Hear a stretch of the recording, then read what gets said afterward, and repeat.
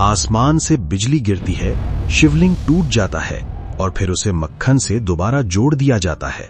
सुनने में ये किसी कहानी जैसा लगता है, लेकिन हिमाचल के एक मंदिर में यही रहस्य सदियों से लोगों को हैरान करता आया है।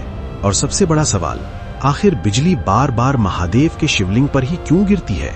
हिमाचल प्रदेश की कुल्लू घाटी, हजारों फीट ऊंचे पहाड़, चारों तरफ गहरी खामोशी, और उन्हीं पहाड़ों के बीच मौजूद है बिजली महादेव मंदिर।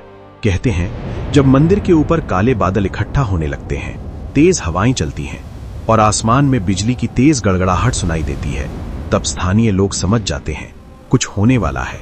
अचानक आसमान में तेज रोशनी चमकती है और एक शक्तिशाली बिजली मंदिर की ओर आ गिरती है। मान्यता है कि बिजली के प्रभाव से शिवलिंग खंडित हो जाता है, लेकिन असली रहस्य इसके बाद शुरू होता है। मंदिर के पुजारी शिवलिंग के टूटे हुए हिस्सों को इकट्ठा करते हैं और उन्हें मक्खन से दोबारा जोड़ देते हैं। हाँ, मक्खन से। और मान्यता के अनुसार कुछ समय बाद शिवलिंग फिर अपने स्वरूप में दिखाई देने लगता है। लेकिन क्यों? आखिर महादेव पर ही बार बार ये बिजली क्यों गिरती है? इसका जवाब छिपा है एक प्राचीन लोक कथा में। कहा जाता है बहुत समय पहले इस घाटी में कुलांत नाम का एक विशाल दैत्य रहता था। उसने एक भयानक नाग का रूप लिया और पूरी घाटी के पानी का रास्ता रोक दिया। पानी बढ़ने लगा, गांव डूबने लगे, लोग अपनी जान बचाने के लिए भागने लगे। पूरी घाटी विनाश के करीब थी। तभी महादेव प्रकट हुए, लेकिन कुलांत इतना विशाल था कि उससे सीधा युद्ध करना आसान नहीं था। तब महादेव ने एक चाल चली। उन्होंने कुलांत से कहा, तुम्हारी पूंछ में आग लग गई है।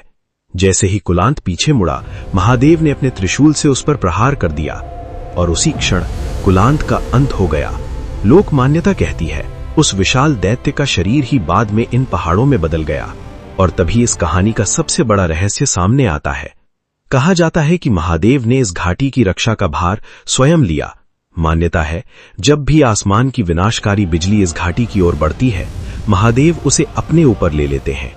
शिवलिंग टूट जाता है, लेकिन घाटी बच जाती है, और शायद इसीलिए उन्हें कहा जाता है बिजली महादेव।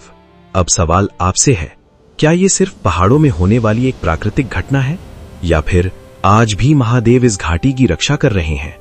क्योंकि कभी कभी कुछ रहस्य विज्ञान को सवाल देते हैं और आस्था अपना जवाब खुद बन जाती है। आप क्या मानते हैं, चमत्कार या प्रकृति का रहस्य? कमेंट में जरूर बताइए। और ऐसी ही रहस्यमयी कहानियों के लिए सब्सक्राइब कीजिए कहानी की खोज।